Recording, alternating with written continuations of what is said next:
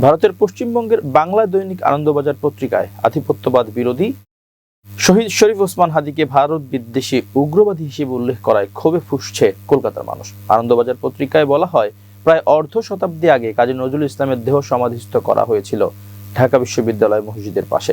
শনিবার বাংলাদেশের স্থানীয় সময় বিকেল 4টা নাগাদ সেখানেই দাফন করা হয় ভারত বিদ্বেষী বলে পরিচিত ইনকিলাব মঞ্চের আহ্বায়ক ওসমান হাদিকে।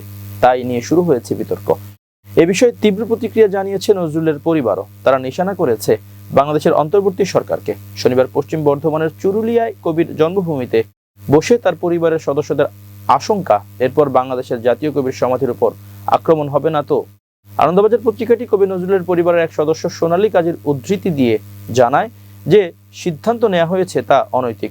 নিয়ম মতো ওই স্থানে বিশেষ কয়েকজনকে সমাধিস্থ করা হয়। এত জায়গা থাকতে নজরুলের সমাধির পাশে হাদিকে সমাধিস্থ করার সিদ্ধান্তের নেপথ্যে রাজনীতি রয়েছে।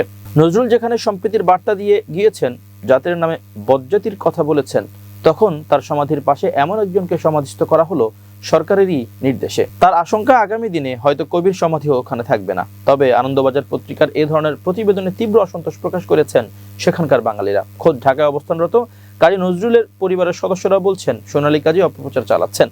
শহীদ হাদি ছিলেন বিদ্রোহী কবির সার্থক উত্তরসূরি। সেই হিসেবে নজরুলের মাজারে হাদির কবরস্থ করা যথার্থই হয়েছে। কলকাতার নিউ টাউনের রমেশ শীল বলেছেন, ওসমান হাদি ভারতের শত্রু নয়, তিনি ভারতের বিজেপি সরকারের একচক্ষু নীতির বিরোধিতা করেছেন। তাকে উগ্রবাদী আখ্যা দিয়ে আনন্দবাজার পত্রিকা সাংবাদিকতার নৈতিকতাকে প্রশ্নবিদ্ধ করেছে। অন্যদিকে কলকাতার নিউ মার্কেটের কাপড় ব্যবসায়ী দীপন রায় বলেন, শহীদ হাদি আমাদের চেতনাকে জাগিয়ে দিয়েছেন, তিনি বাঙালির জাতির প্রেরণা। তাকে হেয় করার জন্য আনন্দবাজার পত্রিকা যা করছে তা ঘৃণ্য অপপ্রয়াস ছাড়া আর কিছুই নয়। অবিলম্বে বাংলাদেশ সরকারের কাছে আনন্দবাজার পত্রিকাটিকে ক্ষমা চাওয়ার আহ্বান জানিয়েছেন ব্যবসায়ী দীপন রায়। এদিকে রবীন্দ্র ভারতী বিশ্ববিদ্যালয় শিক্ষার্থী দীপান্বিত দীপ্তি জানান, প্রতিবাদী যুবক হাদির মধ্যে আমরা ক্ষুদিরামকে দেখতে পাচ্ছি, সুতরাং তাকে নিয়ে অপপ্রচার বরদাস্ত করা হবে না।